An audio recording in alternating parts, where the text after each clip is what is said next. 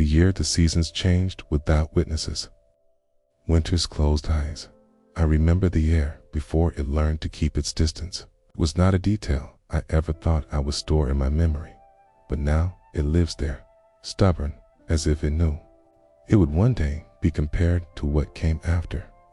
The air then was a companion. It moved between people without hesitation, brushed against cheeks without fear, carried voices as if they were its rightful passengers. In those days, I would walk through the market square in the early morning and feel the world breathing with me. We were part of the same living system, one where sound, scent, and touch belonged to everyone. That was before the year without witnesses began. The first warnings came not with urgency, but with a kind of distant unease, like a rumble far beyond the hills. People still met in the square then, though perhaps they spoke a little faster. Perhaps their eyes lingered on one another in ways they hadn't before. I was guilty of it too, staring at faces as if to memorize them, though I couldn't have explained why.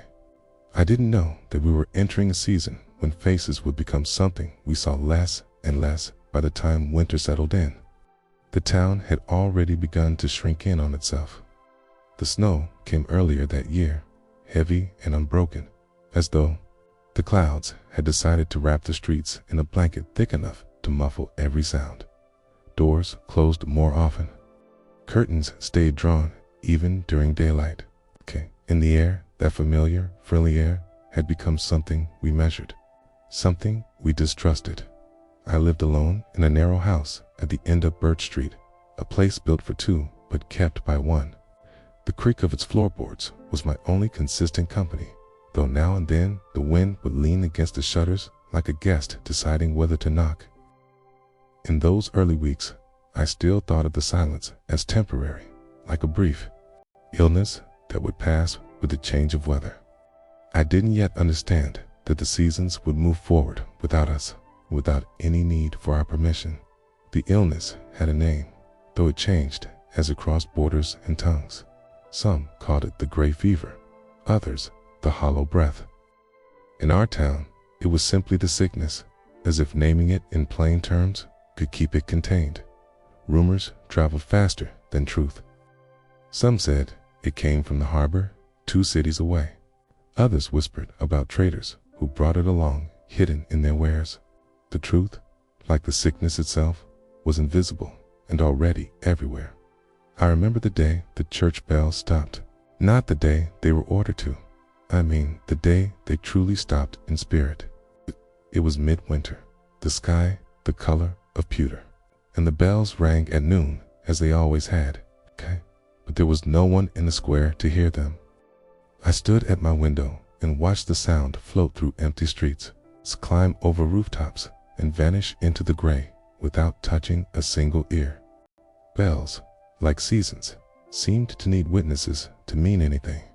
Days bled into each other in that peculiar way that happens when you rarely leave the same 4 walls.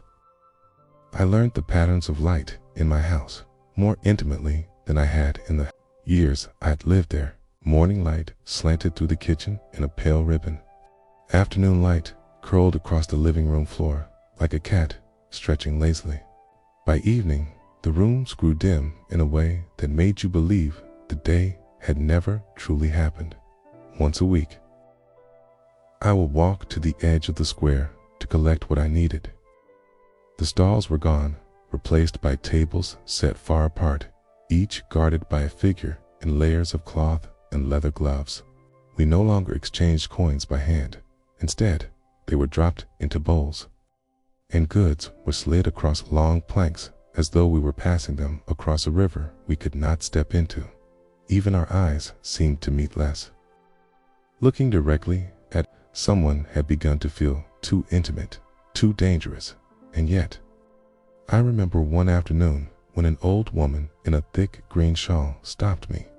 She didn't come closer, but she stood long enough to say, "Do you hear it? The birds are louder this year." I listened, and she was right. With the streets empty, their songs carried further, filling the spaces where laughter, bargaining, and gossip used to live. They were the only ones still performing for an audience that had vanished. By late winter, the sickness had touched nearly every household in some way. Some lost people quickly. Others endured weeks of coughing and fever that left them hollow-eyed and frail. There was a pattern to it, cruel in its unpredictability. A young man in perfect health might vanish in a matter of days, while an elder who seemed fragile could somehow linger. We stopped trying to guess. Grief became a constant, but it was not shared in the ways we were used to. Funerals were whispered about, but rarely attended. Mourning became a private act, like prayer or confession. I kept a small journal then, not for posterity, but to keep myself anchored. Here then, I recorded things like snow heavier than yesterday or no footsteps on Birch Street since Tuesday. I thought I was simply marking the days, but in truth, I was building a map of absence. Each note was a reminder of how the world was shrinking without anyone there to measure it. One morning in February, I woke to find the snow melted, leaving the streets wet and raw. The air smelled faintly of earth again, and for a moment, I felt a flicker of something like hope. But when I stepped outside, the emptiness swallowed it whole. The melting snow had not brought people back. It only revealed the quiet more sharply. I stood there, listening to the drip of water from the eaves, and realized that winter could end without anyone to greet spring. That was the first time it occurred to me that the seasons were not waiting for us. I will tell you more of it, of how spring unfolded in secret, of the green that spread without applause, but that belongs to the next part of the story. For now, I leave you in that late winter moment, standing in the wet silence, knowing that the world was still turning. But we were no longer there to turn with it. The wet streets of late February had a different kind of silence than snow-covered ones. Snow muffled the world. It made absence feel soft, almost forgiving. But once it melted, the streets became hard again, echoing in ways they hadn't before. My footsteps sounded lonely against the cobblestones, and the wind, no longer thick with frost, carried voices that weren't there. I remember stopping in front of the bakery. The shutters were drawn tight, and the sign that once swung cheerfully above the door hung crooked, one chain broken. The last time I'd been inside, months before, the baker had been pulling loaves from the oven with the same steady hands that had served the town for decades. He'd smiled at me, though there had been a shadow in his eyes, the look of a man who had already heard more than he wanted to believe. Now, the smell of bread was gone, replaced by the faint, metallic scent that comes when buildings sit. Unused that the sickness had closed more than shops. It had folded the town inward, each household becoming its own small world. From my upstairs window at night, I could see flickers of light behind curtains, tiny rectangles of yellow floating in the dark. Sometimes I imagined the lives inside, someone stirring soup, someone coughing into a blanket, someone reading aloud to fill the room with words that might keep the fear away. I never knew if these images were true, but they were company enough. For me, in those days, I began a strange habit. Each morning, I would open the back door, just enough to let the cold in, and I would breathe it deeply, as if reminding myself that the world beyond my walls still existed. Then I would close the door quickly, as though I'd nearly let something dangerous inside. It wasn't rational. Nothing about those months was, but it was a way of proving to myself that I could still touch the edges of the world without being claimed by it. There were days when news came, carried by the voices of neighbors shouting across the street, the words fractured by the distance. Sometimes it was good news, a household recovering, a friend in the next district who'd been spared. Other times it was the opposite, and those words seemed to dissolve into the wind before they reached the listener's ears, as if the air itself couldn't bear to hold them. I rarely saw children outdoors anymore for the sickness. Their voices had been the punctuation of every street, laughter breaking the rhythm of hammers in the workshop, shouts racing past the quiet conversations of elders. Now, if I saw a small face at a window, it vanished quickly, pulled away by unseen hands. Play had been replaced by stillness. The first real sign that winter was loosening its grip came in the form of a single green shoot, pushing stubbornly through the soil by the corner of Birch Street. I almost didn't notice it at first, so used had I become to the monochrome palette of winter. But when I bent to look closer, there it was, fragile, impossibly alive, daring to exist in a season that seemed to have no audience. I crouched there for a long time, my knees aching against the cold ground, and wondered if the plant knew how alone it was. It struck me then that nature didn't pause for grief. The earth was working on its next act, regardless of who was watching. The seasons were loyal only to themselves. The last week of March felt like a waiting room. It's a kind where no one tells you exactly what you're waiting for, but you know the moment will arrive when you least expect it. I would wake each morning to the same muted light filtering through the curtains, the same creak of the floorboards beneath my feet, the same stretch of silence between my breaths. On some mornings, I convinced myself I could smell spring in the air, that faint green scent of things about to grow. But when I looked outside, the trees still stood bare, their branches brittle against the pale sky. It was as if they too were holding back, uncertain whether the world deserved the renewal they carried inside. One evening, just before dusk, I heard music. At first, I thought it was a trick of the wind, the way sound sometimes bent between the buildings. But as I stepped closer to the window, I realized it was a violin. The melody was soft, almost hesitant, as if unsure it had permission to exist. I couldn't see where it came from, only that it floated through the empty streets like a thread weaving itself into the fabric of the night. I stood there, still as the furniture around me, afraid that if I moved, the sound would vanish.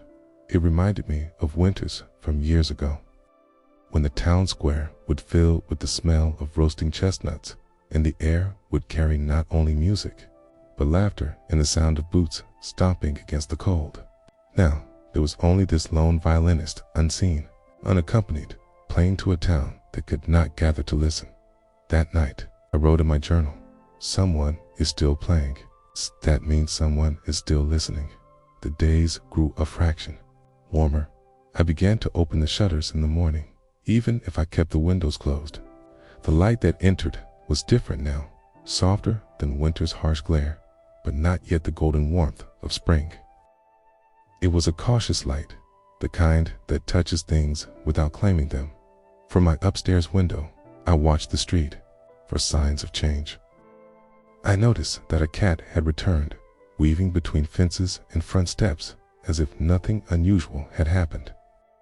It sat on the wall across from my house, grooming itself with complete disregard for the quiet.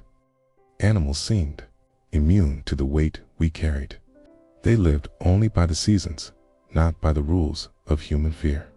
One afternoon, I found myself standing at the threshold of my door, staring at the cobblestones outside. I hadn't stepped beyond them in days. The air beyond that point felt like another country, one I no longer had a passport to enter. But I took one step, then another, until I was standing in the middle of the street. The emptiness was vast.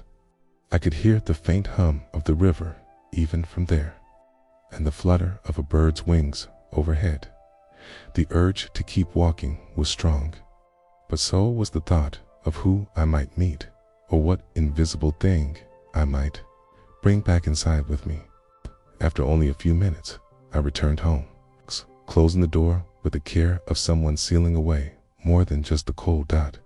As April approached, a strange kind of dissonance settled over me. The calendar insisted that spring was near, but my body still felt anchored in winter. In other years, spring's arrival was something shared. The markets would open again. The streets would hum with voices, and we would speak about the first blossoms as if they were news. This year, there would be no shared noticing. The flowers would bloom to an audience of one in each house. One morning, I spotted the first real sign. Across the street, in a garden that had been untended for months, a cluster of crocuses had pushed through the soil. Their purple petals looked almost defiant against the gray. I wanted to call out, to tell someone, anyone, that they were there, but there was no one to hear it. I stood at my window for a long time, watching the flowers sway in the breeze, and thought, they don't need us to see them to exist. But perhaps we need them to remember that we do. The sickness had not lessened. The reports that came, muffled through doorways or carried in hurried voices from one porch to another, still brought news of losses. Some houses now remained dark at night, their windows empty. Those absences felt heavier than the snow had. One evening, just as the sun was setting, I lit a candle in my window. It wasn't for anyone in particular, or perhaps it was for everyone. The small flame cast a warm glow across the glass, and for a moment, I imagined it might be seen from another house, that someone might look up and feel less alone. Later that night, I noticed a flicker of light in the distance. Another window, another candle, then another, 2 streets over. We never spoke of it, but for several nights after, the candles appeared, again, scattered through the town like stars that had fallen to earth. It became a quiet ritual, a way of saying, I am still here. Winter lingered in the air, even as the days lengthened. I realized that the cold had been less about temperature and more about the absence of life around me. Without voices, without movement, the world itself seemed frozen, and yet, in the smallest ways, it began to thaw. The cat that roamed the fences began to bring other cats with it. Crocuses were joined by daffodils, yellow and bright against the damp earth. The river's voice grew louder, the snow melt feeding its current until it ran with a kind of restless urgency. I thought about the seasons, about how they moved forward, whether we were ready or not. It occurred to me that maybe this was the lesson, that the earth did not wait for witnesses. It did not need our approval to bloom or to wither. Its life, in all its quiet insistence, continued as March slipped into April. The final traces of winter disappeared from the streets. The air grew softer, carrying the scent of damp soil and a promise of rain. I could feel the shift coming, the way you can feel a word forming on someone's lips before they speak. But for now, I remained in winter's shadow, holding my candle at the window, waiting to see if anyone else would answer its light. The last days of March were marked by a strange kind of clarity. The skies seemed to lift, as though the heavy lid of winter had been raised, but the streets beneath it remained empty. There was a quiet mismatch between what the world was becoming and what we were allowed to be. One morning, the frost had retreated entirely from the fields beyond Birch Street. I stood at the back of my house, looking toward those fields, and saw the first real patch of green since autumn. It was almost too bright to look at, like a color I had forgotten existed. I wanted to walk into it, to feel the grass beneath my shoes, but the thought of passing too close to another door, another unseen breath, kept me still. That afternoon, I took my journal to the kitchen table and began writing about winters from my childhood. I wrote about the year the river froze solid enough for skating, about the winter fairs with their lantern-lit stalls, about the way the whole town used to smell of cinnamon and smoke. My handwriting faltered as I realized how much of what I remembered depended on people being together. Without them, winter was just cold. The violin returned one evening, a different melody this time, slower, almost like a lullaby. I sat on the floor beside the window, letting the sound wash over me. I didn't try to find its source. Some things I had learned were better left as mysteries. If I found the player, I might also find their absence the next day. It was enough to know they existed somewhere in the stillness. The candle ritual continued. Each night, I lit mine and watched for others. Sometimes there were only 2 or 3, sometimes a dozen. I began to imagine stories for each one. The elderly couple on the corner lighting theirs after dinner. The young woman 2 streets over who placed hers beside a stack of books. The family whose children insisted on blowing it out together. It felt like a secret thread connecting us, invisible in daylight, but undeniable in the dark.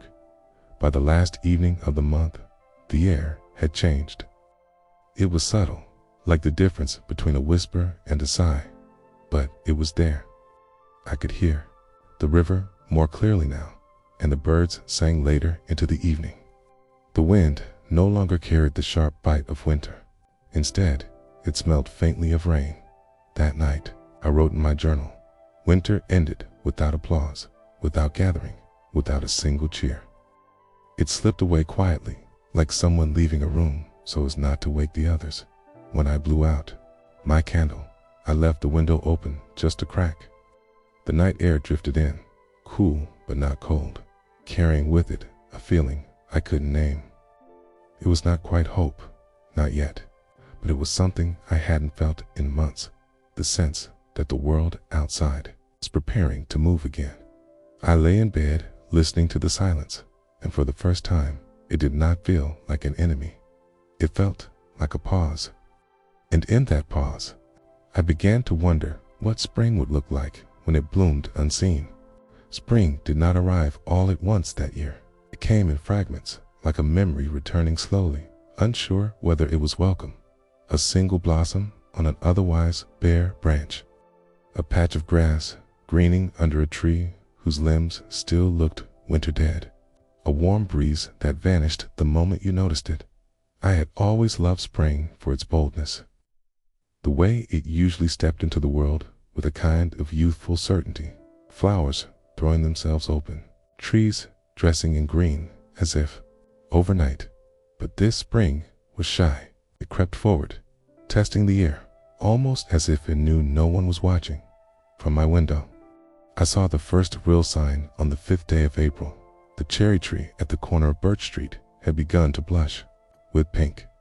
In other years, it would have been surrounded by neighbors, children running beneath its petals, someone leaning against its trunk with a book.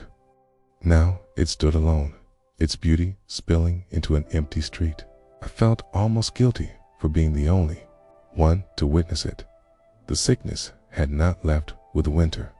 If anything, it had deepened its roots, spreading in ways we couldn't see. The air felt heavier some days, as if it carried more than just pollen. So people still stayed indoors, their movements measured and rare. I could go days without seeing another person's face, a strange thing in a town I had once thought too small for privacy. And yet, life outside our walls went on as if it had never heard the news. The river swelled with snowmelt, running fast and clear, its surface glittering when the sun broke through the clouds. Birds nested in the eaves of abandoned shops. Wildflowers appeared in cracks in the pavement, their colors so bright they seemed almost defiant. I began taking short walks in the early mornings when the streets were at their emptiest. I moved quietly, as though I were trespassing on the world's recovery. Once, I passed by the park and saw that the swings, though unused for months, had gathered petals blown in by the wind. They looked like small bowls collecting offerings from the trees. It was during one of these walks that I noticed something strange, without the usual press of human activity. The town had begun to sound different. The absence of voices had made room for other things, the low hum of insects waking for the season, the creak of old buildings adjusting in the sun, the soft rush of wind through places I'd never heard it before. It was as if the town had its own language, one we had been too loud to hear until now. Still, the weight of absence was everywhere. The market square remained a hollow space, its cobblestones littered with petals and leaves instead of footprints. The fountain at its center had gone still. No one had turned on the water this year. Without it, the square felt incomplete, as though a single missing note had silenced an entire song. One morning, as I returned from a walk, I found a small bundle at my door. It was wrapped in brown paper and tied with string. Inside were 3 apples, a piece of bread, and a note with just 2 words, "For you." There was no signature. I looked up and down the street, but saw no one. The gesture felt almost dangerous in its kindness, as though the giver had risked something to reach me. I left a candle burning in my window that night, hoping they would see it and know I was grateful. In the weeks that followed, spring unfolded more fully. The cherry tree at the corner became a cloud of pink, and when the petals began to fall, they covered the street in a soft carpet. I imagined the sound they would have made under a crowd's footsteps, the way laughter might have swirled with them in the air. Instead, they fell in silence, brushed aside only by the wind. I thought often about the seasons then, how they didn't wait for us, how they kept their own time. There was something humbling in it, and something sad. We like to believe we are necessary witnesses to beauty, but the truth was right there in the petals and the river and the birdsong. The world blooms, whether we see it or not. Yet, even in that truth, I began to feel a strange comfort. Beauty didn't need us to survive, but perhaps we needed it to remind us we still could. By mid-April, the scent of blossoms had begun to seep into my home, even with the windows closed. It was faint at first, like a memory, but each day it grew stronger until it filled the rooms in a way that almost made me forget the sickness. Almost. There was a strange paradox to it, this abundance of life pressing against the thin barrier of my walls, while the world inside those walls remained so still. It was as if 2 realities were running parallel, separated by glass and wood. Outside, the earth was bursting forward, unconcerned. Inside, time had slowed to the pace of careful footsteps and measured breaths. One morning, I stepped outside and saw the first butterfly of the season. Its wings were a patchwork of white and pale yellow, trembling as it moved from one invisible current to another. I followed it down the street, keeping my distance, as though it too might need space. When it landed on a cracked stone near the river, I crouched to watch it. It stayed there, opening and closing its wings in a slow rhythm, as if practicing patience. I realized I was holding my breath. When it finally lifted into the air again, it felt like a small permission had been granted, not to me specifically, but to the day itself. I started noticing other signs of life I'd once overlooked. The way the moss thickened along the north-facing walls, the ants rebuilding their mounds after a rain, swallows tracing patterns in the air as if writing something only they could read. These were the witnesses to the season now, and perhaps they always had been. Still, I missed people. Not just the ones I knew, but strangers too. The casual brush of someone passing in a narrow street, the overheard fragment of conversation, the unspoken agreement of sharing space. There was an ache in that absence that beauty alone couldn't fill.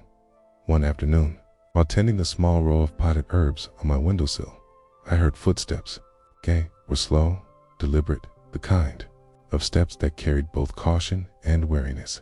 I looked down to see a man I recognized from the far end of Birch Street. He didn't look up, but as he passed, he placed a folded piece of paper on the low wall outside my house. By the time I opened the door, he had already turned the corner. The note was simple. Thank you for the candle. No name, no signature, just the dot. It struck me how much weight those 5 words carried. In a time when we measured our interactions in the smallest units possible, this felt like a conversation. That night, I lit my candle again, and, beside it, placed a sprig of rosemary from my herbs. I didn't know if he would see it, but it felt right to offer something in return. The days grew warmer, and with the warmth came rain. The first real spring rain arrived one afternoon, darkening the sky until it looked almost bruised. I opened the window, just enough to let the scent in, that rich, earthy smell that seems to hold both the memory of winter and the promise of summer. The rain tapped against the glass, steady and unhurried, and for a moment I imagined the town before all this. People running for cover, laughing, calling out to one another. Now, the rain fell on empty streets, its applause unanswered. When the clouds cleared, the world outside looked rinsed, the greens sharper, the petals brighter. I thought about how rain is both a cleansing and a weight, how it can make things grow, even as it makes them heavy. It seemed an apt reflection of the time we were living in. In late April, the cherry tree shed the last of its blossoms. I watched them fall in soft spirals, drifting to the ground where they lay like forgotten letters. Soon, the branches would leaf out, trading their pink for green. The transformation would happen quietly, just as everything else did now. By May, the air was warm enough to sleep with the window open. At night, the sounds of spring flowed into my room, the chorus of crickets, the occasional owl calling from the trees beyond the river. These sounds wrapped around me like a blanket, making the silence of winter feel distant, though not gone. It was during one of these nights that I realized something. The absence of witnesses did not make the seasons less real. If anything, it made them more pure, untouched by the noise we usually bring to them. Spring was not performing for us, it was simply being spring. But still, I wondered, if no one saw the beauty, did it matter to anyone but the earth itself? And if the earth didn't need us, what did that mean for the way we had always lived? Those questions followed me into June, when the first heat of summer began to creep into the days. But that, I suppose, is another part of the story. May arrived like a whisper. It didn't announce itself with a sudden burst of warmth or a riot of color. It simply slid into place, replacing the cool edge of April with air that felt gentler against the skin. The mornings were brighter now, though still quiet. I began walking earlier, just as a light was breaking over the rooftops. There was something sacred about those minutes before the day officially began, softness that made the emptiness feel less like loss and more like solitude. In that early light, even the most ordinary things took on a kind of grace. A cobblestone glistening with dew, a thread of spider silk stretched between two fence posts, trembling in the breeze. One morning, I reached the riverbank and found it, swollen from recent rain, its current moving fast, pulling branches and petals along its surface. I leaned against the railing and let the sound fill me. It wasn't just water rushing by, it was time itself, carrying the season forward, whether we walked beside it or not. I thought of the people who used to gather here in spring, couples with coffee cups, fishermen casting lines, children daring each other to lean over the edge. Now, the only footprints on the damp earth were mine and the birds. I wondered how long it would take for the river to forget we had ever been here. The candle ritual still continued, though I had stopped keeping count of how many appeared each night. It wasn't about the numbers anymore, it was about the constancy of it, the quiet reassurance that somewhere, not far away, someone else was holding a small light in the dark dot. By mid-May, the air was thick with the scent of lilac. I had one bush in my backyard, and its blossoms leaned toward the house as if searching for company. On certain days, when the wind was right, the fragrance would drift through the open kitchen window and wrap around me while I worked. I found myself lingering at the table longer than necessary just to stay inside that scent. It was during one of those afternoons that I heard the violin again. The melody was different this time, brighter, more fluid, like a stream breaking free from ice.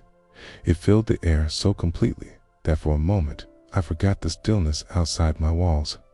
I leaned against the window frame and closed my eyes, letting the music carry me somewhere beyond this narrow street. The song ended abruptly, and the silence that followed felt heavier than before. But I held on to the fact that someone, somewhere, was still playing. That was enough. Late in the month, the first fireflies appeared. I had almost forgotten about them, those small lanterns that blink in, out of existence, as if testing whether the night is ready for them.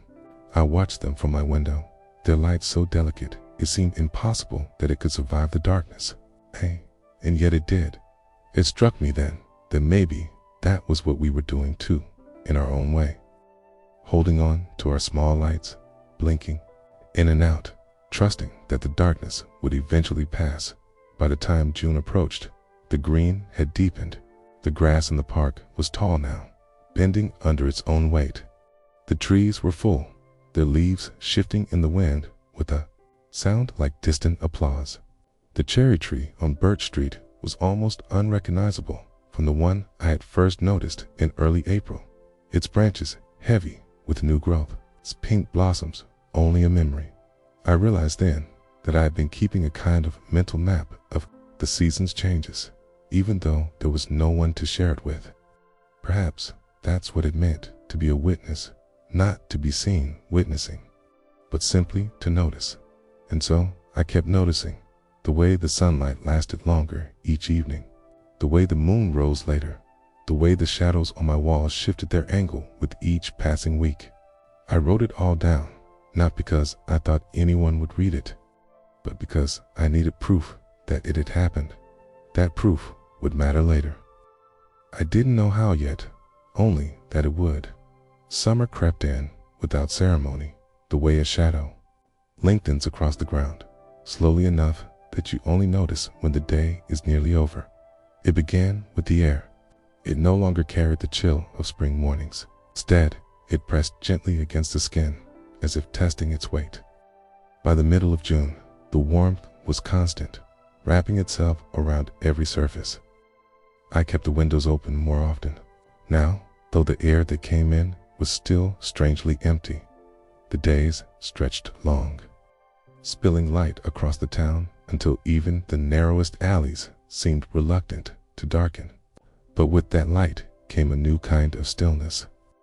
Summer had always been the season of footsteps, sandals slapping against cobblestones, children chasing each other down the street, neighbors lingering in doorways to talk until the sky turned gold. This year, the streets remained bare, their quiet more noticeable in the abundance of daylight. From my window, I could see the park's grass growing wild, tall enough to sway in the breeze like a slow tide. No one came to cut it.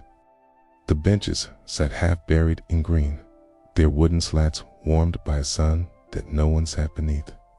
Even the fountain, dry since winter, had filled with rainwater, and a pair of ducks had made it their home.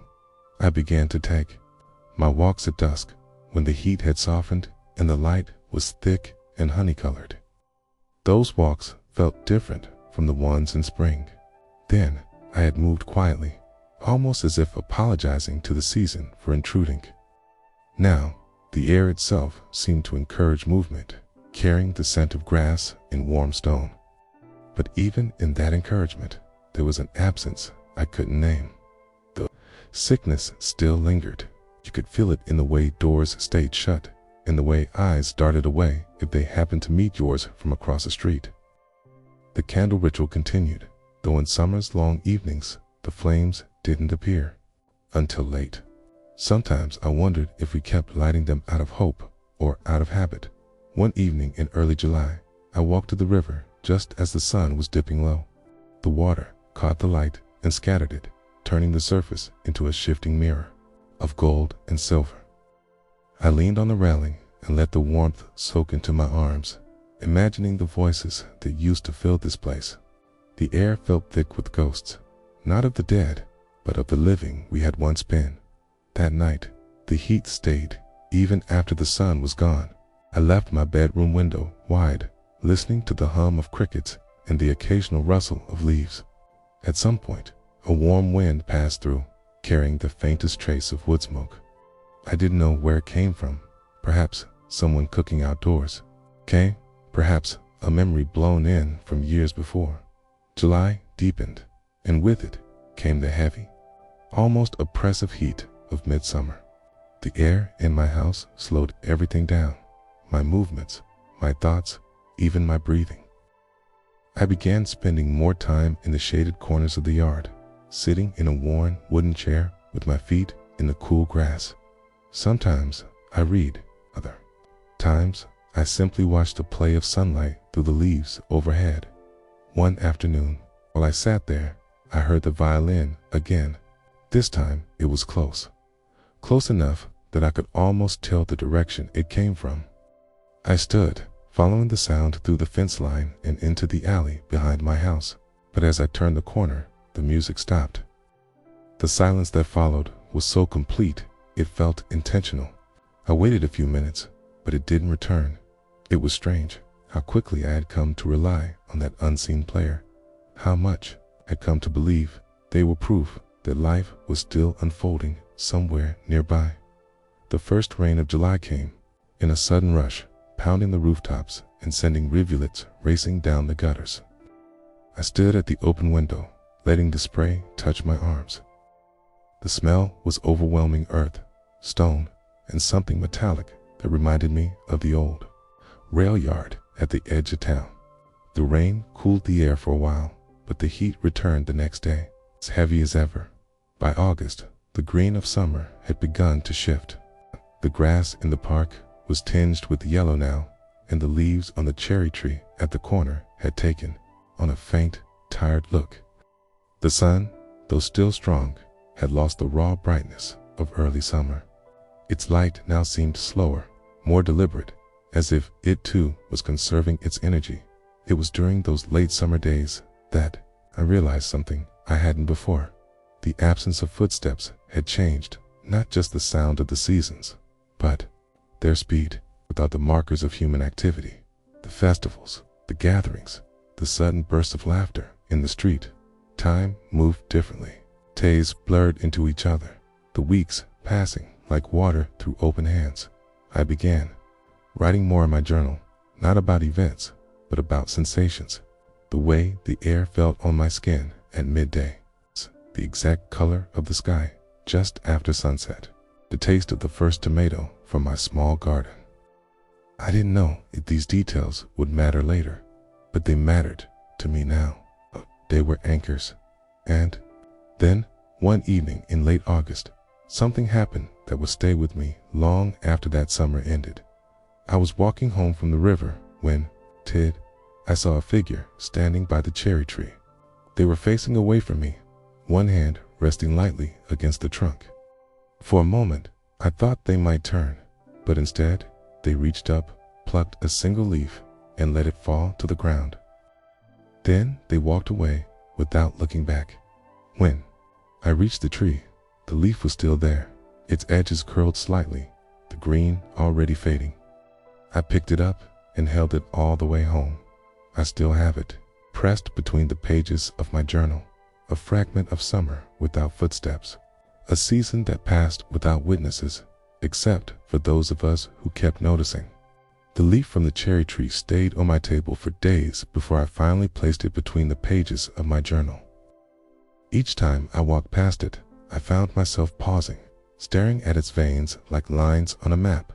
It felt strange to give such weight to something so small, but then again, the whole year had been a collection of small things, moments, gestures, details that carried more meaning than I could have imagined before. The heat lingered until September. Days stretched on in that lazy, heavy way summer has when it refuses to leave.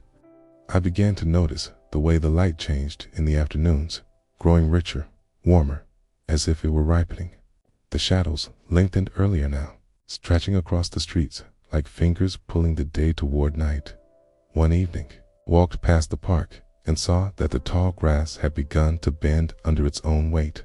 The benches were nearly hidden, now half swallowed by green and dotted with small white flowers. It was beautiful in a way that felt almost rebellious, nature taking back space we had always assumed belonged to us. The candle ritual continued, though fewer appeared each night. Maybe some people had stopped because the long summer days made the light less visible. Or maybe they'd grown tired of holding a vigil for something they weren't sure would return. I kept lighting mine anyway. Mid-September brought the first cool breeze in months.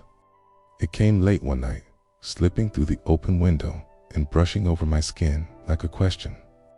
I woke to the sound of leaves moving against one another, their rustle softer than in summer. It was a sound that didn't belong to heat. It belonged to change. The next morning, I saw the first leaves beginning to turn. Not many, just a few at the edges of branches, their tips touched with gold and red. In other years, the first signs of autumn had always felt exciting, a promise of fires in the hearth and crisp evenings. This time, it felt quieter. I wondered if the trees noticed that no one was there to mark their transformation. The violin returned once more, its sound weaving through the dusk like a thread of gold. The melody was slower now, deeper, as if carrying the weight of all the months behind it. I leaned out the window to catch more of it, letting the notes settle into me. It struck me that perhaps the music wasn't for the town at all. Perhaps it was for the player alone, a way of keeping their own witness to the seasons. As September waned, the sun's arc shifted, sending the light into my home at new angles. It painted long stripes across the floor in the mornings, warming the boards where I liked to sit with my tea. I found myself lingering there, watching the dust in the light, tiny particles floating and spinning in a slow, endless dance. The heat finally broke in the last week of the month. A sudden rainstorm swept through in the afternoon, leaving the air cool and clean. Stood in the doorway, watching the drops bead on the railing, feeling the shift in the air. The rain had changed something, not just the temperature, but the way the town sounded. Quiet was no longer heavy with heat. It was open, almost expectant. That night, I lit my candle and sat beside it until it burned low. Outside, the leaves stirred, and I could feel autumn at the edge of the air, waiting to step in. When I finally blew out the flame, the room was left in darkness, but I didn't feel alone. I felt as though the year was breathing beside me, turning the page toward its next chapter, one I would witness, even if no one else did. Autumn arrived without the usual fanfare. No bustling harvest festival in the square, no smell of roasted chestnuts drifting through the air, no children crunching through drifts of leaves on their way home from school. Instead, it slipped in quietly, like someone entering a room where others are sleeping. The first sign was the morning air, cool enough to make me pause at the doorway, my breath faintly visible for the first time since spring. The second was the light. Autumn light has a way of softening edges, of painting everything in deeper tones, as though the world has been dipped in gold before it lets go. This year, that gold fell on empty benches, untended gardens, streets where the only movement came from the wind. I had always thought of autumn as a season that invited gathering people, drawn together under blankets, huddled around fires, sharing the warmth against the growing chill. But now, the season seemed to move in the opposite direction, each day drawing us further apart. Doors stayed shut, curtains closed, and even the candle ritual had grown thin. The small lights appearing in fewer and fewer windows. The cherry tree on the corner, once a cloud of pink in spring and a dense green in summer, was now flecked with amber. Each breeze took a few leaves, spinning them down to the cobblestones where they gathered in small piles, unscattered by passing feet. I watched them from my window and thought about how leaves usually carry the memory of being crushed underfoot, a sound that belongs to autumn almost as much as the wind itself. This year, they would know only stillness. I began walking in the late afternoons, when the sun set low and cast long shadows across the street. The air smelled faintly of wood smoke, though I couldn't tell if it came from a chimney or from somewhere far beyond the town. The park, now more overgrown than ever, was a tangle of tall grass and wildflowers gone to seed. The fountain, still holding rainwater from summer, reflected the changing leaves above it like a mirror to a season no one else was watching. One afternoon, I noticed something new. A small pile of smooth stones on the edge of the fountain were stacked in a careful tower, each one smaller than the one below. I didn't know who had placed them there or when, but the sight of them sent a strange warmth through me. It was proof that someone else had stood here, noticed this place, and left a mark. The next day, I added a single stone to the top, and a day later, I saw another had been added. It became an unspoken exchange, a quiet conversation between strangers. I never saw who the other person was, but each day the stack grew by one. It was small, almost insignificant, and yet it anchored me to the thought that connection could still exist without words, without even meeting. The violin returned in October. Its notes floated through the cold air, slower now, the kind of melodies that seemed to carry the memory of things once joyful, but now distant. I listened from my window, pulling my sweater tighter around me, and wondered if the player could feel the season changing in their own bones the way I did. By mid-October, the colors had deepened, russet, amber, gold, and fire red against the gray of the sky. The leaves fell faster now, drifting down in a constant, slow rain that covered the streets in a blanket no one walked on. Some mornings, I would open my door to find the steps buried in them, as if the night had tried to erase my house from the map.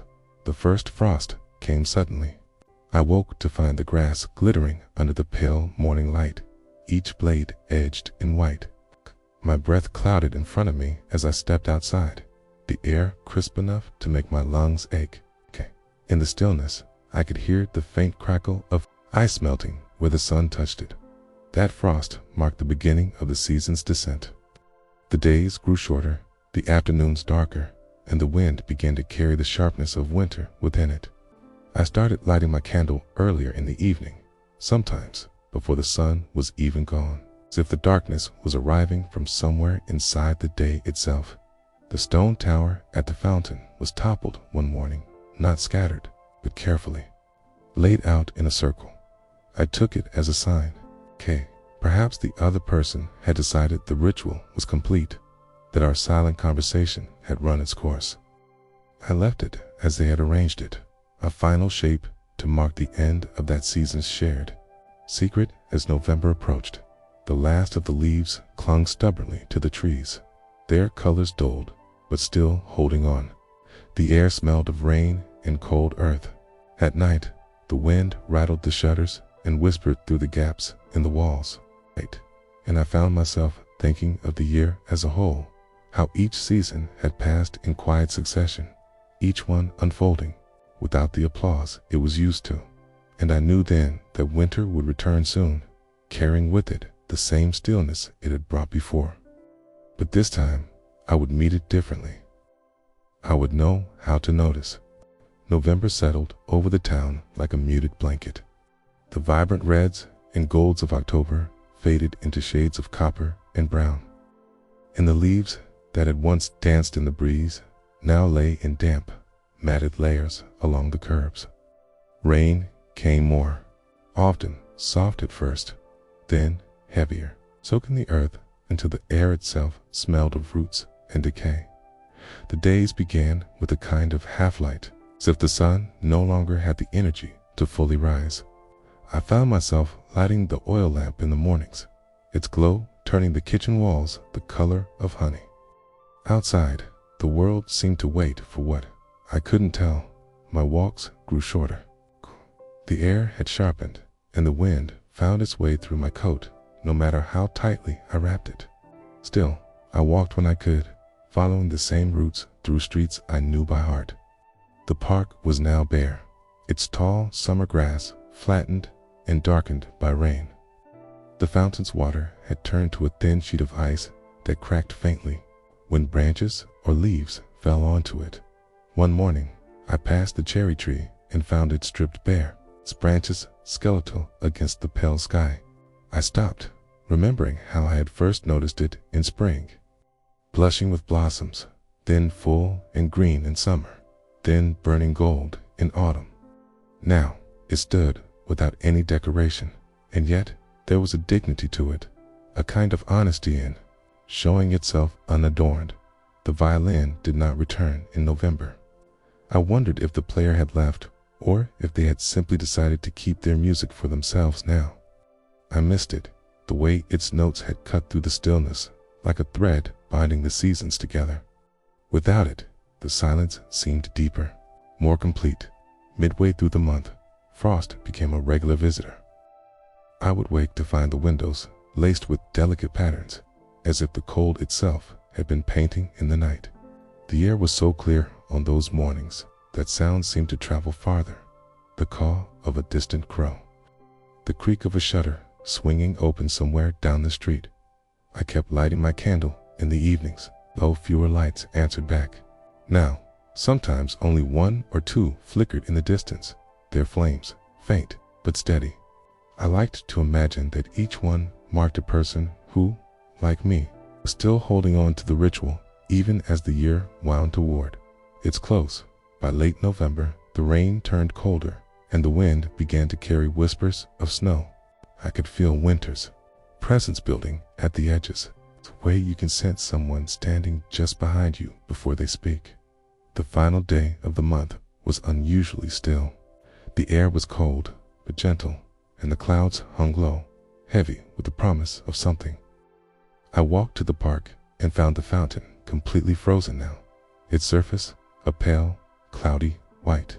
It's a circle of stones we had left there earlier in the season was still intact, pressed into the thin layer of ice around the base. I stood there for a long time, my breath clouding in front of me, and felt the quiet settle, deeper than it had all year. That night, I lit my candle earlier than usual, watching its flame bend in the draft from the window. Outside, the first snow of the season began to fall, slow and steady, each flake catching the light before disappearing into the dark. I knew then that winter had arrived again, but this time I would not meet it as a stranger. I had been its witness before, and I would be again.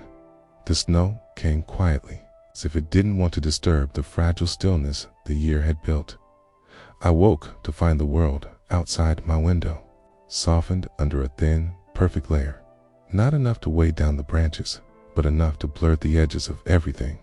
The rooftops, the fences, the bare limbs of the cherry tree, all outlined in white, all muted. It was the kind of morning that might have once drawn children out into the streets with mittens and laughter. Now, the snow lay untouched. The first winter of the sickness had been a season of shock. We were still learning the rules then, how to measure distance with our eyes, how to breathe carefully, how to pretend the air itself was not dangerous. This second winter was different. We knew the shape of its silence now. We recognized the way it curled through the streets, the way it pressed against our doors. We had stopped expecting it to pass quickly. I made tea and carried it to the front window, standing there long enough for the steam to fog the glass. Beyond it, the world looked like an unfinished painting, pale, still waiting for a hand that would never come to fill in the movement. The only sign of life was the small gray bird perched on the fence post, tilting its head as if listening for something I couldn't hear. By midday, the snow deepened. I bundled myself in layers and stepped outside, the cold biting my cheeks. Instantly, the sound of my boots pressing into the snow felt almost too loud, as if I were trespassing in a place that belonged to silence. The air was so crisp, it seemed to cut each breath into pieces. I walked to the park, my steps leaving the first marks in the fresh white.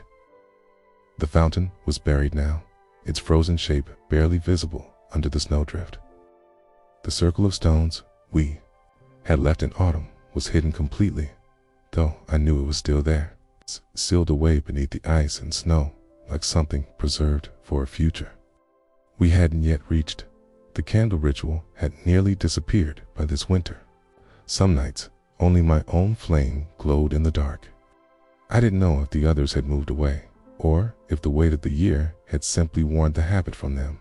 Still, I kept mine burning, not because I thought someone would see it, but because it reminded me that I could still choose to create light, even if it had no witness.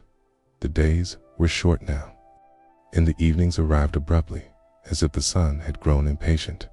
I filled the hours with small routines, sweeping the steps clear of snow, mending a frayed scarf, baking bread, even though I could only eat so much of it alone. These tasks kept my hands busy and my mind quiet. One evening, I heard the violin, again, the first time in months. The notes were faint, almost hidden beneath the wind, but they carried a warmth that reached me even through the cold. I set down my mug and pressed my ear to the window, straining to catch every sound. It wasn't a song I recognized, and yet it felt familiar, like a voice you've heard only in dreams. I didn't see the player. I didn't try to. The music was enough. Snow continued to fall through December, layering the world in shades of white and silver. The cherry tree stood motionless, its bare branches catching the snow like outstretched hands. The park was now a blank expanse, its paths erased, its benches half buried. It looked untouched, though I knew there were footprints hidden beneath the ghosts of summers and springs past, waiting for a season that might not come again in the same way. As the days moved toward the year's end, I began to think more about time. It wasn't just that the seasons had passed without witnesses. It was that I had been changed by watching them. I had learned the weight of small things, the way light falls on a wall, the sound of frost cracking underfoot, the flicker of a candle in a still room. I had learned that beauty does not require an audience, but that being its audience can save you all the same. On the final night of the year, I lit my candle early and left it in the window until the wax burned down to nothing. Outside, snow fell again, covering the old tracks, making the world new in the way only winter can. And as the flame dimmed, I realized I was not waiting for the seasons to notice me anymore. I was here to notice them. The snow stayed for weeks, okay? It didn't melt in small patches the way it sometimes did between storms. It simply lingered, steady, unbroken white that made the town look like it had been erased and drawn again in softer lines. Each morning, I swept the steps, even though no one came to the door. I liked the sound of the broom against the wood, the way it broke the silence without shattering it. Sometimes, I left the snow in place, just to watch the way the light shifted across it throughout the day. From pale blue in the morning, to gold in the afternoon, to silver under the moon. The cold was sharper this year, as if winter had grown more certain of itself. The air felt heavier in my lungs, and even the sound of the river, which usually murmured through winter, had dulled to a slow, muffled rhythm under its thick coat of ice. One afternoon, I followed the riverbank as far as I dared, my boots crunching over the frozen edges. I stopped at a bend where the water still moved in a narrow channel, black and quick against the white. A single branch had fallen across it, catching bits of snow like small passengers on a journey. I stood there for a long time, watching the water carry them away. There was a time when I would have thought of snow as something fleeting, a brief interruption in the year's motion. Now, I knew it could stay long enough to feel like a season within a season. The candle ritual had dwindled to nothing by midwinter. Even I had stopped some nights, not because I no longer believed in it, but because the darkness seemed complete without needing to be marked. Still, on certain evenings, when the cold felt especially close, or when the snow outside seemed too perfect, I would light one anyway. It was no longer a signal to others. It was a reminder to myself. January passed in a rhythm of small repetitions, clearing the steps, boiling water for tea, mending old clothes, turning the pages of books I'd read before but could not remember. In full, I found a strange comfort in these familiar motions. They gave the days a shape, and the shape gave the days a purpose. One morning, I woke to find a set of tracks in the snow outside my window. They weren't human, small, delicate prints that led from the fence to the cherry tree and back again. A fox, perhaps, or a stray cat. The sight of them stirred something in me, proof that something had moved in the night, that the world had not been entirely still.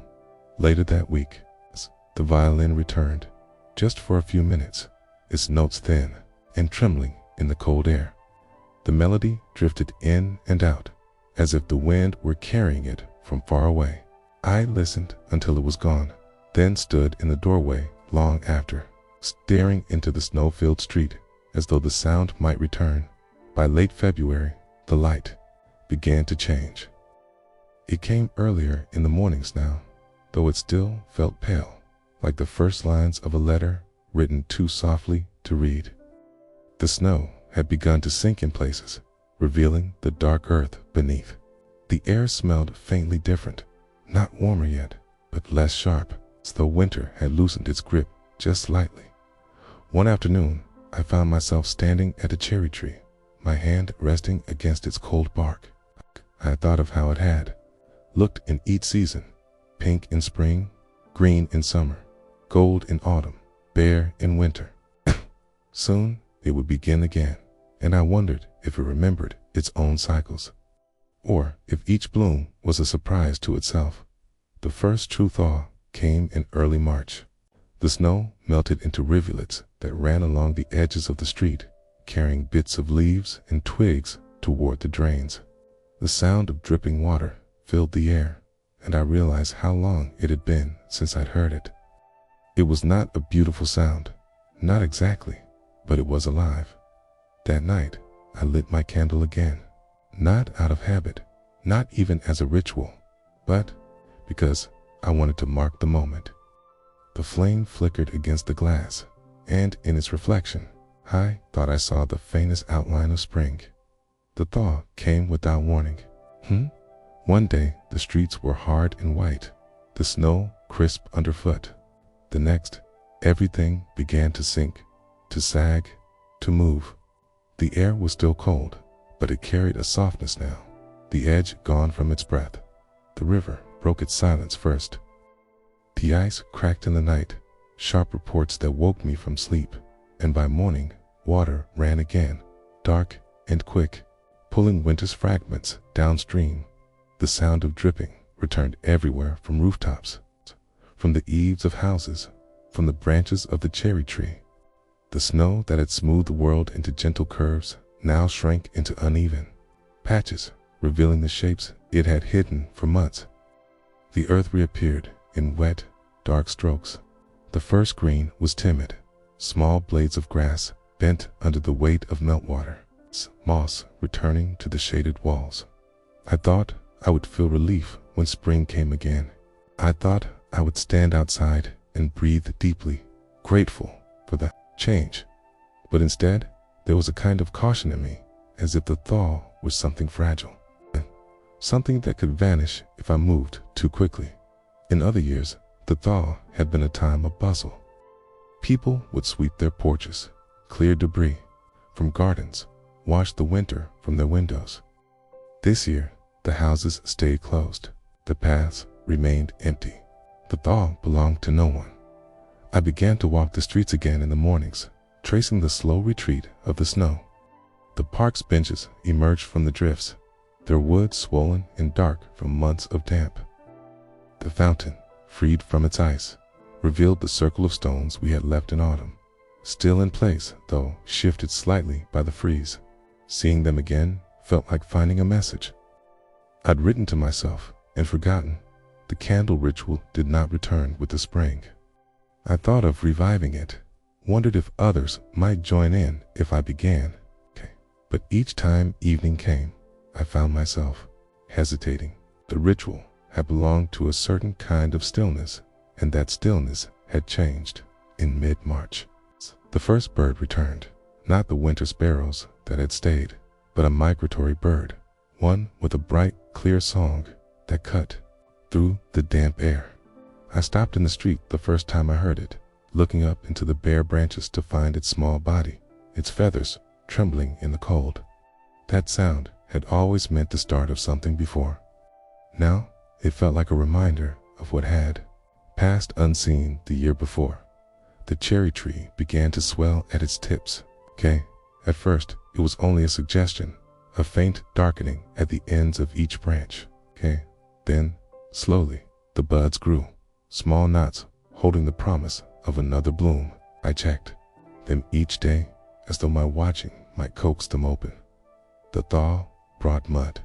It clung to my boots, streaked the edges of the streets, softened the ground in a way that made each step sink slightly. It smelled of earth and roots and the slow stirrings beneath. In the absence of people, plants had crept into cracks in the pavement, small green flags marking their quiet victories. One morning, I saw footprints in the mud outside the bakery. They were fresh, leading to the back door, and beside them were smaller prints, a child's perhaps. I stood there, staring at them longer than made sense, as if the prints themselves were proof that the town still had a pulse. By late March, the days grew longer, the light lingering in the evenings, even when the air still carried winter's chill. The snow was gone from the park, replaced by pale grass matted flat. The fountain was empty now, its basin cracked in places from the freeze. But when I leaned over it, I could smell the faint mineral scent of water returning. And then, one morning, it happened. The first blossom opened on the cherry tree.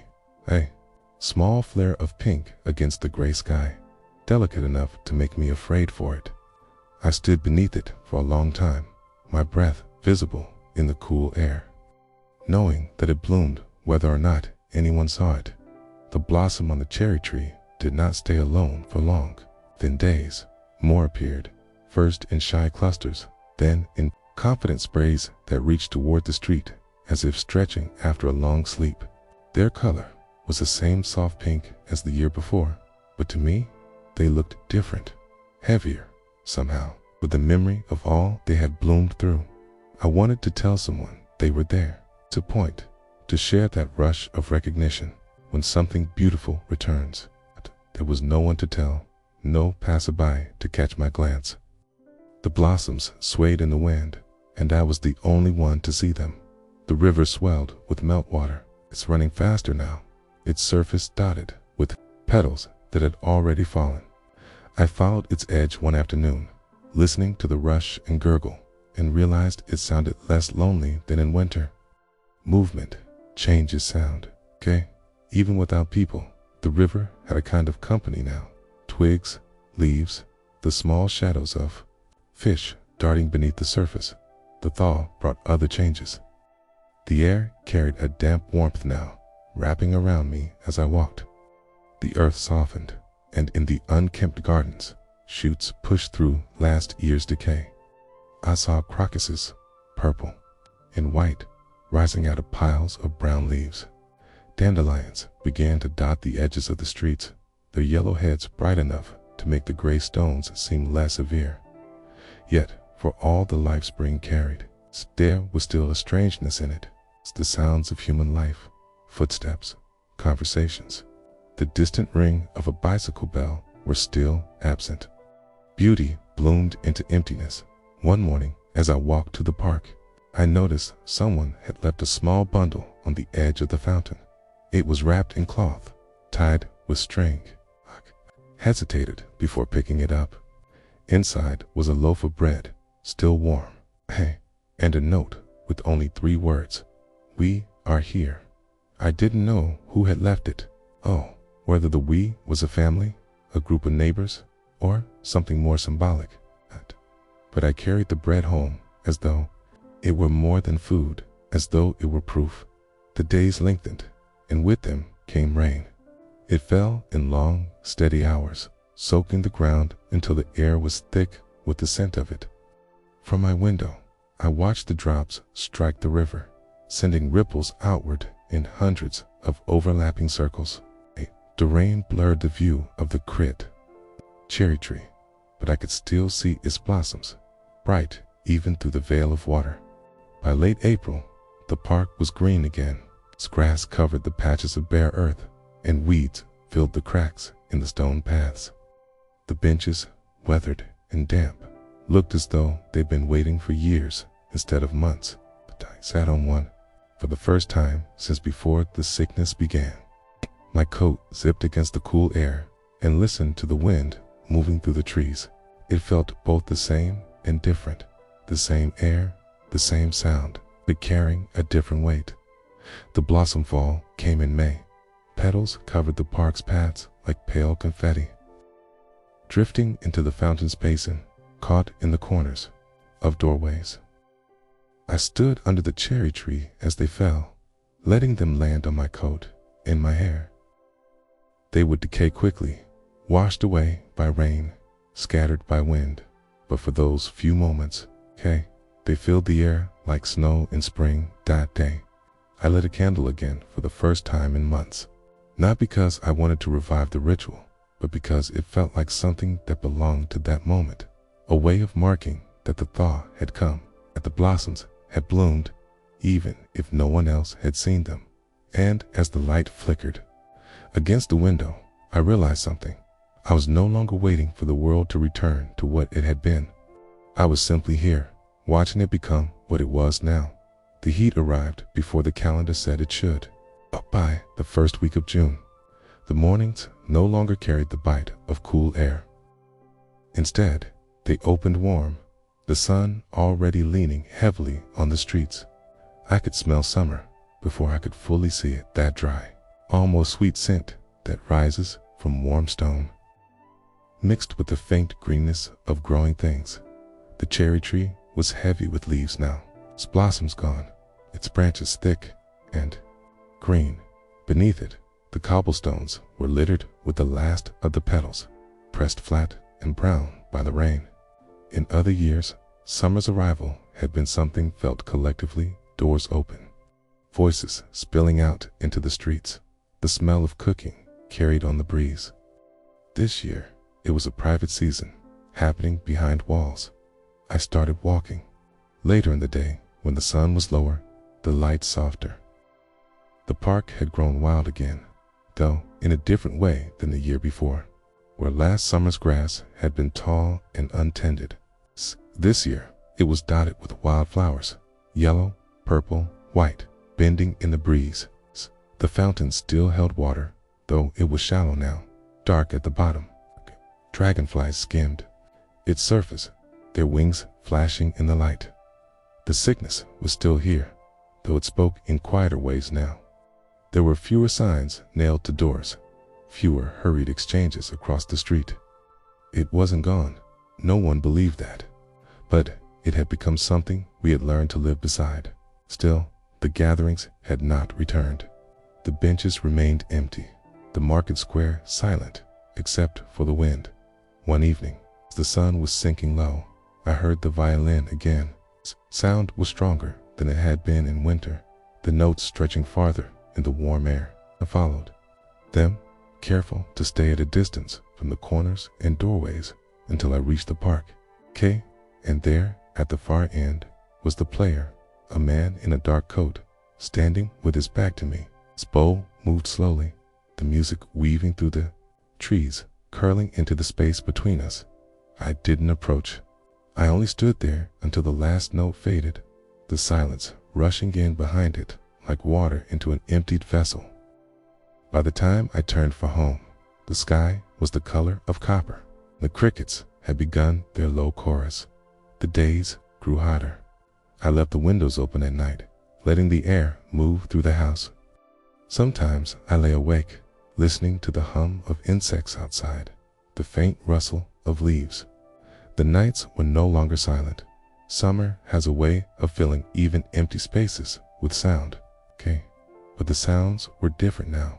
No voices, no footsteps, no distant laughter carried on the breeze. I began keeping a small garden in the yard. The soil was rich from the months of rain, and the plants grew quickly. Tomatoes, herbs, a row of beans climbing a trellis. Tending to them gave the days a rhythm, and there was something steadying about watching them grow, knowing they would follow their own seasons, whether the world outside my fence changed or not. In July, the heat grew heavy, pressing the afternoons into stillness. The river ran low, its edges lined with cracked mud. I walked there one evening and found a single heron standing in the shallows, motionless except for the slow tilt of its head. We stood watching each other until the light faded and the air cooled enough to move again. There was a different kind of quiet in summer than in winter. Winter's silence was heavy, muffled.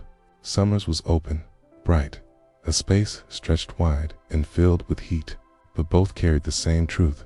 The seasons were moving forward without waiting for us.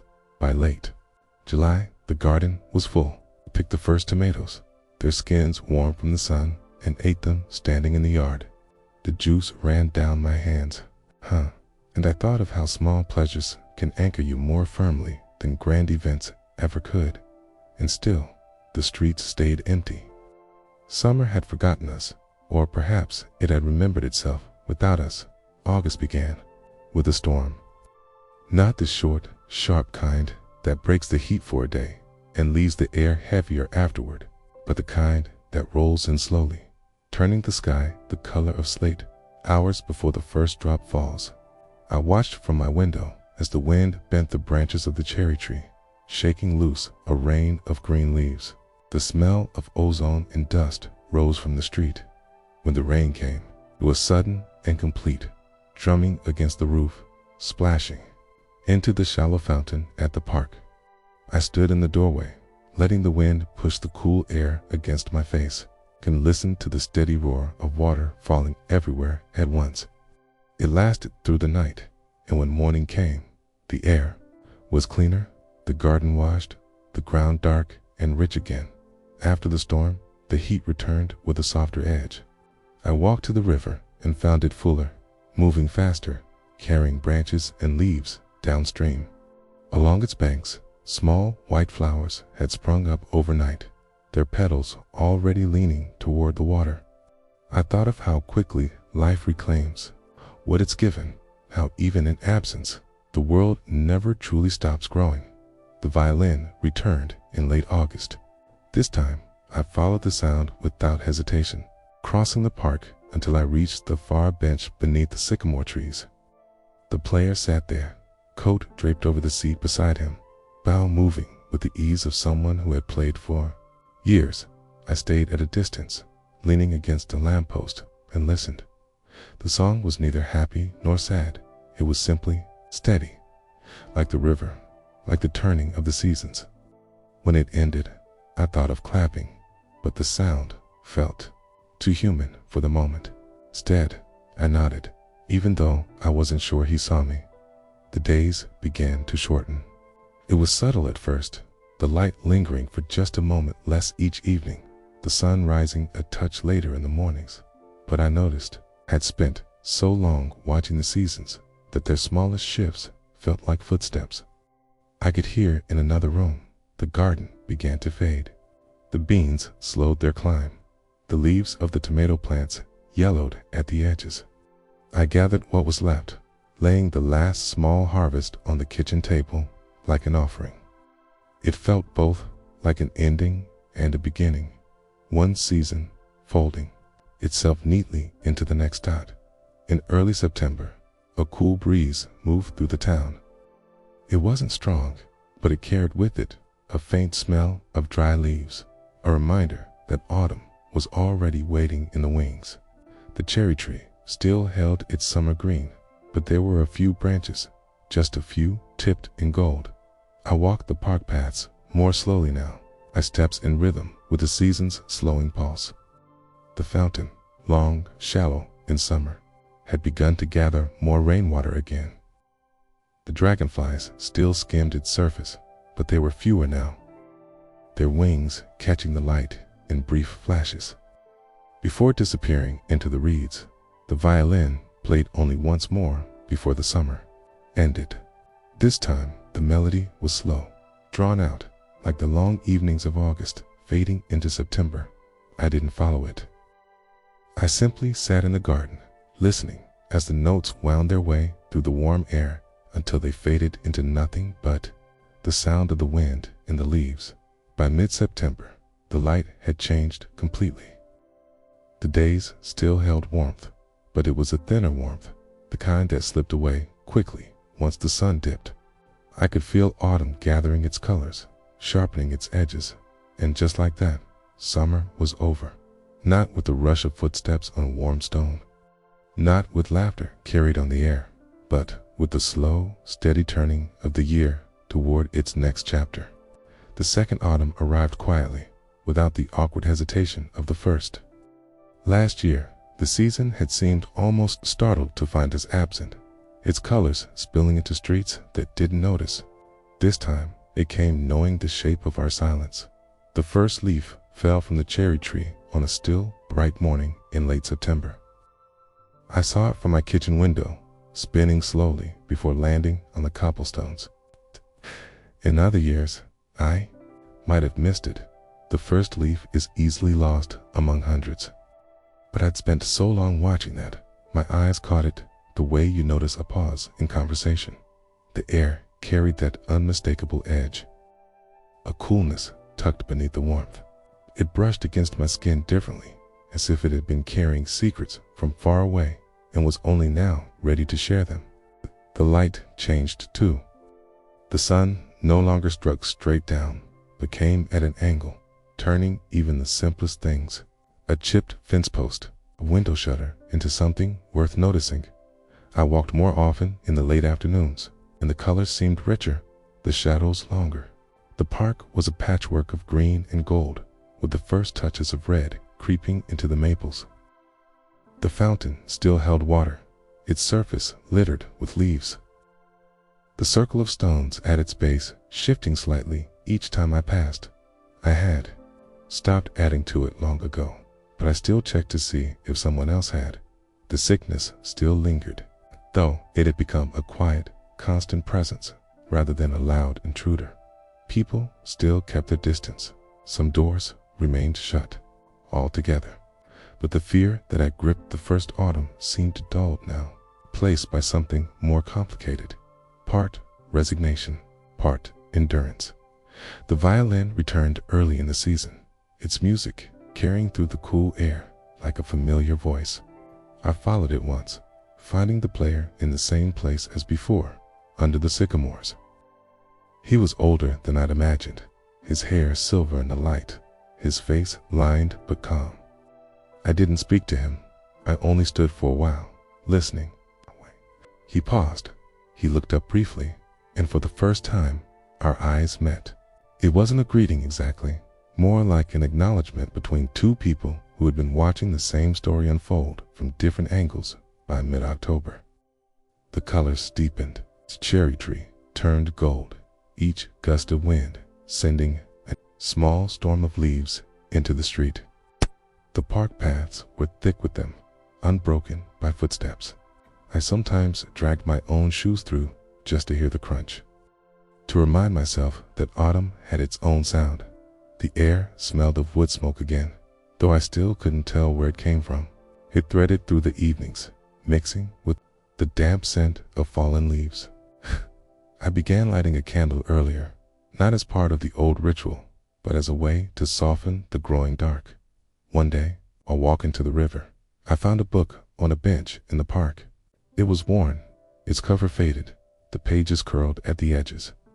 There was no note, no name. I opened it to the middle and found a pressed leaf inside, its veins still visible, its color muted but whole.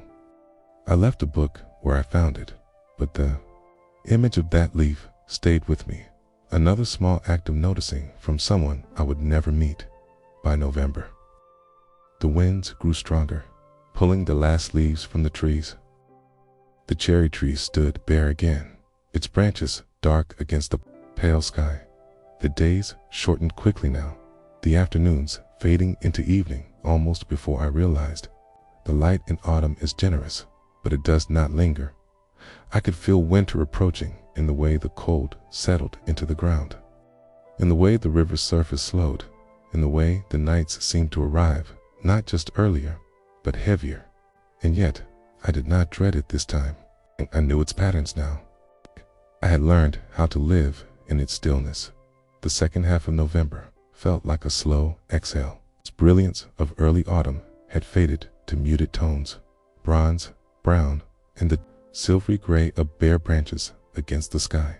The leaves that had piled along the edges of the streets were damp now, pressed flat by rain. Their colors blurred together like an old painting. I walked less often in the mornings and more in the afternoons, when the light slanted low and caught the last bits of color hiding in the corners, a single red leaf still clinging to a branch, moss glowing green in the cracks of a wall. The air smelled sharper now, and each breath carried the faint metallic taste that comes before snow. One afternoon, I took the long path along the river. The water was lower now, moving more slowly, its surface holding the pale reflection of the sky. A few ducks lingered, paddling lazily, their wakes rippling outward in perfect V's. The reeds along the banks were dry and brittle, rattling softly when the wind passed through them. I paused there for a long time, watching how even the smallest things still moved, still changed, even without an audience. The violin appeared less often in autumn than in summer, but when it did, the sound felt heavier, as though the air itself was helping to carry it. One evening, I heard it while walking home, the melody weaving through the bare branches overhead. I stopped, closed my eyes, and let it wrap around me until it ended. When I opened my eyes again, the sky was already deepening into night. Park grew emptier with each passing week. The fountain, dry now, was filled with leaves, their surfaces crisp at first, then soft as the rains came. The circle of stones remained at its base, half buried, its edges blurred by time and weather. I wondered if anyone else still thought of it. The air turned colder in the last week of the month. Frost began to appear on the grass in the mornings, glinting under the thin light. I would stand in my doorway with a mug of tea, watching it melt in slow patches where the sun touched first. There was a quiet finality in those mornings, as though the season was tidying up before leaving. One day, found another small bundle on the fountain's edge, this one wrapped in brown paper, tied with string. Inside was a handful of chestnuts and a note that read, "For when it's cold." I smiled without meaning to, the warmth of the gesture seeping in even before I carried it home. I roasted them that evening, the smell filling the kitchen, and thought of the hands that had left them there. The last leaves fell from the cherry tree in early December. I watched them spiral down in the wind, a slow, graceful surrender. Branches, bare once more, stretched against the pale sky like ink lines on paper.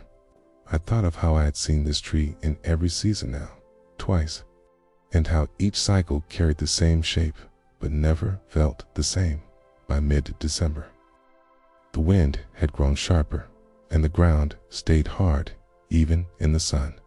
The days were short, the light pale and quick to vanish. The smell of snow was in the air, and I knew that soon the streets would be white again. And yet, I felt no dread. This time, winter would arrive to a different witness, one who would learn to see in its stillness, one who would come to understand that the turning of the seasons was not a performance for us, but a truth that Earth carried on its own. The second, winter did not announce itself with a storm. It arrived quietly, almost politely. The way frost creeps in during the night and only shows itself when the first light touches it.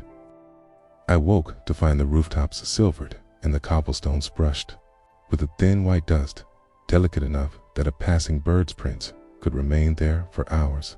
The air was cold, yes, but it was the stillness that told me the season had truly returned. The silence of this winter felt different from the first. That first winter had been sharp and tense, the quiet holding its breath as though something dangerous might step into the street at any moment. This one was heavier, slower, like a blanket that had been laid over the town and pressed it into stillness. We were not bracing for the unknown anymore. We were simply enduring. From my window, I watched the cherry tree stand bare against the pale sky. Its branches held thin sheets of frost that caught the light in the mornings, shimmering briefly before melting. There was no hurry in the way it met the cold, as if it knew it could survive it, because it already had. I began to light the fire earlier in the day, letting the crackle and pop fill the house with its own kind of language. Some mornings I sat close enough to feel the heat on my face while my back remained cold, a reminder that warmth and chill could exist side by side. That was how the days felt too, comfort and discomfort woven together in equal measure. The streets showed fewer signs of life than they had in autumn. The footprints in the snow were rare, and when they appeared, they were shallow and short-lived, soon erased by the wind. I often wondered if someone else was watching mine vanish too, somewhere. From behind their own curtains, the river froze earlier this year. I walked to its banks one afternoon to find its surface locked in a cloudy sheet with only a thin line of black water moving at the very center. The sound of it, low, slow, was different from its spring rush or summer murmur. Was the sound of a season conserving itself. Snow fell often, not in dramatic storms, but in steady, patient flurries that layered over everything. The park became a white plain, the fountain buried so deeply it was only a suggestion beneath the mound. I stopped trying to find the circle of stones. It was there, I knew, hidden in its winter sleep, waiting for the thaw. The thaw came early that year. By the first week of March, the snow that had layered the streets for months began to pull back, revealing the earth beneath in uneven shapes. The air still bit at the skin, but it no longer carried the same weight. It had softened, as if something warmer was moving beneath it. I noticed it first in the sound, the return of dripping. From the eaves, from the branches, from the edges of the park's fountain. That slow, irregular music of water finding its way back to the ground. It's not a beautiful sound in the way birdsong is, but it's alive, and after months of winter's stillness, that's enough. The river cracked open in strips. At first, the lines of black water looked fragile, as if they could be erased by a single night's freeze. But each day they widened, carrying bits of ice downstream, breaking winter into pieces small enough to disappear. I walked more often now, my boots sinking into the slush. The streets were streaked with mud, where the snow had melted fastest, and in the gardens, the first hints of green pushed through the thawed soil. Moss returned to the north-facing walls, vivid against the wet stone. In the corners of the park, crocuses appeared in sudden clusters, purple, yellow, white, as though the earth had been holding them back until it was sure it could let go. The cherry tree was slower to change. Its branches stayed bare for weeks, their dark outlines stark against the pale sky. But at the tips, I could see the buds swelling, tiny knots of potential waiting for the right moment. I checked them each morning, as if my watching could coax them open. The sickness had not gone. It moved quietly now, like a shadow you no longer notice until it's directly in front of you. Some houses remained closed, their curtains never parting, but others had begun to open their windows for a few hours each day, letting the new air in. I imagined the rooms breathing again. One morning, I found a small bundle at the base of the cherry tree. It was wrapped in plain cloth, tied with a piece of twine. Inside were a handful of seeds and a note that read, "For when it's safe to plant." There was no name. I stood there with the seeds in my palm, feeling their dry weight, and thought about how they carried more than the plants they might one day become. They carried intention. I kept them on my table for weeks, turning the packet over in my hands whenever the wind felt warmer. By April, the cherry tree began to change. The buds loosened, showing the faint blush of pink within. The first blossom opened on a still morning, its petals pale and perfect against the gray sky. I stood beneath it for a long time, my breath visible in the cool air, feeling both the joy of its return and the ache of knowing how short its life would be. The blossoms came quickly after that, filling the tree in less than a week. The park paths were dusted with fallen petals, though they stayed unbroken, undisturbed by footsteps. A breeze will lift them into the air, sending them spinning in small spirals, only to settle again on the empty benches. The still fountain, the violin, returned in the middle of the bloom. Its notes threaded through the air like the petals themselves, light and deliberate. I followed the sound to the far side of the park, where the player stood with his back to me, his ball moving slowly, his head tilted as if listening to something only he could hear. I didn't interrupt, only listened, the music and the blossoms folding into each other until I could not tell which was carrying the other. Rain came often that spring, darkened the earth, fed the grass, sent small rivers running down the streets. I walked in it sometimes, letting it soak into my coat, feeling the way it blurred the edges of the world. The blossoms looked different in the rain, their petals translucent, clinging to the branches a little longer before falling by. May, the blossoms were gone, replaced by the green fullness of new leaves. The grass in the park grew quickly, dotted with small white flowers. The fountain filled with rainwater again, its surface reflecting the bright sky. I sat on a bench one afternoon, the sun warm on my face, and thought about how quickly the year had turned from ice to this. How spring does not wait for anyone, not even for those who have been watching all along. The seeds from the bundle waited on my table. I had not planted them yet. Maybe I was waiting for a sign. Maybe I was afraid that once planted, they would grow and die in the same quiet that had claimed so much else. But as the days lengthened and the air grew heavier with warmth, I began to think differently. Maybe planting them was not about the harvest at all. Maybe it was about proving to myself that even in a year without witnesses, some things could still be set in motion. The day I planted the seeds was warm, but not hot. The kind of day when the air feels ready to hold something new. I chose a patch of earth in the corner of the yard, turning the soil until it was dark and loose. The seeds were small, lighter than I'd expected, and I pressed them into the ground with my fingertips, covering them gently. There was no ceremony, no audience, only the sound of the wind moving through the cherry tree and the faint rush of the river in the distance. But as I stood there, brushing the dirt from my hands, I felt a quiet shift, as if I had made a promise without speaking it aloud. After that, I visited the patch every morning. At first, there was nothing to see, only the memory of where I had pressed the seeds. Then, one day, a thin green shoot broke the surface. It was almost nothing, but it was enough to remind me that time was still moving. Even here, even now, the park grew wilder as spring deepened. Without the usual care, the grass rose higher than my knees, dotted with flowers I couldn't name. Bees worked their way between them, their low hum carrying through the air. The fountain's water grew cloudy with fallen petals and leaves, but it still reflected the sky, changing with each hour. The violin played less often now, but when it did, the music seemed brighter, almost playful. Once, I heard it in the middle of a warm afternoon and followed it to find the player sitting on the edge of the fountain, bow moving lazily, as if the song were simply something to pass the time.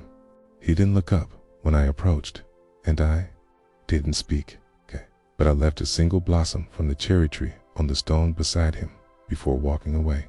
By late May, the garden began to fill out. The beans climbed quickly, their tendrils curling around the trellis. The herbs spread in small, fragrant mounds, and in the patch where I'd planted the seeds from the bundle, more shoots had appeared, their leaves unfolding toward the sun. I still didn't know what they would become, but watching them grow felt like keeping a secret with the earth.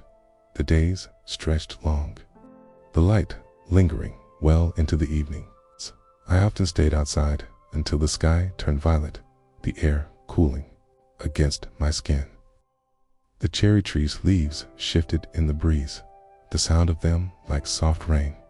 The river, freed entirely from ice, moved quickly now, its surface glinting with the last light of the day in other years. Late spring had been a time of gathering. The first market days in the square, the smell of cooking drifting from open windows, voices carrying across the streets. This year, the season belonged to no one in particular. It unfolded without a script, each day spilling into the next without markers, and yet I felt more a part of it than I had the year before. I was learning how to witness without needing to share, how to hold the sight of a blossom or the sound of the river without trying to pass it on. The beauty was still here. It had always been here. As June approached, the air grew heavier with warmth. The grass in the park leaned under its own weight, and the first dragonflies skimmed the fountain's surface. The shoots in the garden grew taller, their stems thickening, their leaves deepening in color. The days began to carry the scent of summer, dry stone, warm earth, the faint sweetness of flowers, somewhere unseen.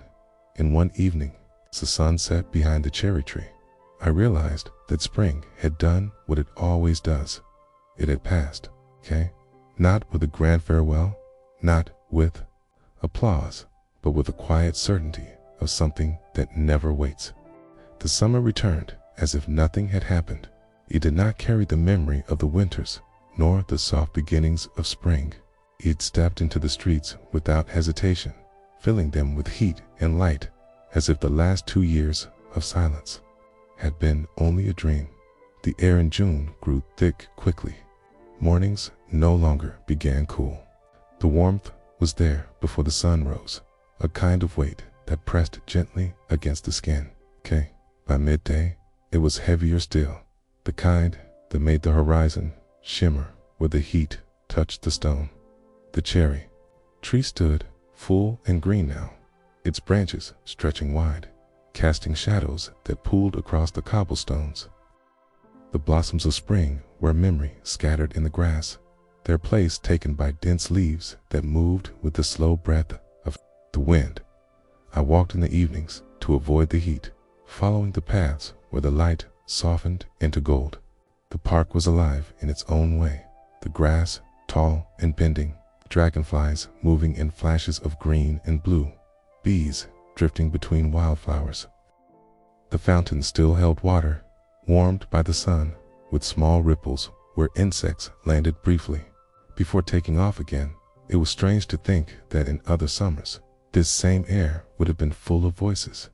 I could almost hear them if I closed my eyes, the distant laughter, the shuffle of feet on the paths, the call of vendors in the square.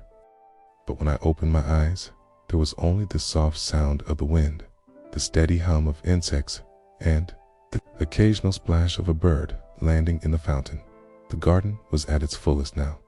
The beans climbed high, the tomatoes heavy on their stems, the herbs spilling over the edges of their pots. And in the corner, the plants from the seeds I'd been given stretched taller than my knees, their leaves broad and bright. They had no flowers yet, no hint of what they would become, but they looked certain of themselves in a way I envied. One night in late June, the violin returned. The music drifted through the warm air, slower than in spring, the notes stretching into the space between them. I followed it to the park and found the player sitting on the fountain's edge, coat beside him, bow moving lazily. He looked up as I approached this time, and I nodded. He returned it, a brief dip of the head, before turning back to the instrument. The days lengthened toward July, the light lingering long past the hour when the streets would once have emptied. I sat outside in the evenings, the air cooling against my skin, the sky fading from gold to deep blue. The cherry tree's leaves whispered overhead, and the river, low from the heat, moved slowly, carrying bits of summer downstream. In other years, summer had been a season of movement, of travel, of gathering, of long days marked by the places you went and the people you saw. Now, its movement was slower, quieter. It unfolded in the slow ripening of fruit, in the growth of a plant's shadow from morning to evening, in the drift of a single leaf across the water. By mid-July, the heat was relentless. The air in the afternoons shimmered above the stone streets, and even the wind carried warmth. I began rising earlier, walking before the sun could press too heavily against the day.